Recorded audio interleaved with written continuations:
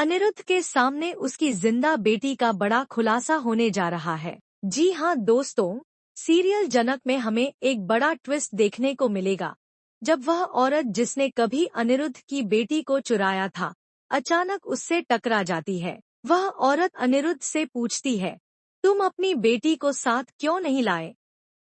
वह बच्ची कहाँ है? अनिरुद्ध यह सुनकर चौंक जाता है, क्योंकि उसे इस बारे में कुछ नहीं पता होता। तब वह औरत सच्चाई बताती है, मैंने वह बच्ची जनक को सौंप दी थी।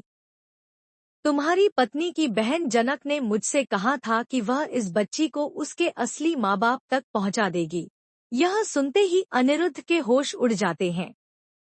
उसे समझ आता है कि जनक सच कह रही थी और उसकी बेटी सच में जिंदा है। अब अनिरुद्ध का दिल भर आता है, लेकिन साथ ही वह यह सोचकर हैरान और परेशान हो जाता है कि अगर जनक के पास उसकी बेटी थी, तो वह उसे लेकर वापस क्यों नहीं आई? जनक आखिर कहाँ चली गई? अनिरुद्ध को अपनी बेटी और जनक दोनों की फिक्र सताने लगती है। वह ठान लेता है कि वह उन्हें हर हाल में ढूंढ निकालेगा, लेकिन कई साल गुजर जाते हैं और अनिरुद्ध को जनक और अपनी बेटी का कोई सुराग नहीं मिलता। इस बीच उसका जीवन अधूरा रह जाता है। वहीं दूसरी ओर अर्शी अब भी कानूनी तौर पर अनिरुद्ध की पत्नी बनी हुई है, लेकिन अनिरुद्ध उससे ना तो प्यार करता है और ना ही दिखावा करता है। अर्शी केवल अनिरुद्ध के घर में ऐशो आराम के लिए रह रही होती है। दूसरी तरफ जनक अकेले दम पर अपनी बेटी की परवरिश कर रही होती है।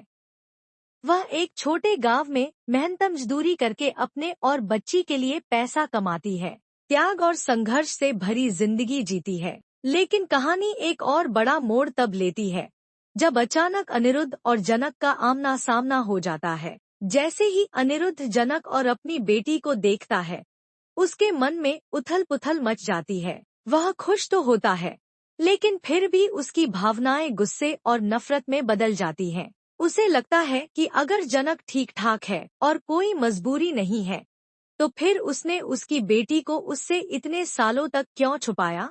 क्यों उसने वापस लौटने की कोशिश नहीं की? अनिरुद्ध को यह भ्रम हो जाता है कि शायद जनक बदले की भावना से यह सब कर रही थी। उसे सजा देने के लिए गुस्से में आकर अनिरुद्ध जनक से कहता है, अब मेरी बेटी की जिम्मेदारी तुम्हारी नहीं रही। तुमने इतने सालों तक मुझे मेरी बेटी से दूर रखा है, अब मैं अपनी बेटी को लेकर जा रहा हूँ। जनक यह सब सुनकर स्तब्ध रह जाती है। उसने कभी नहीं सोचा था कि जो त्याग और बलिदान उसने किया, वही अनिरुद्ध उसकी गलतफहमी में बदल देगा।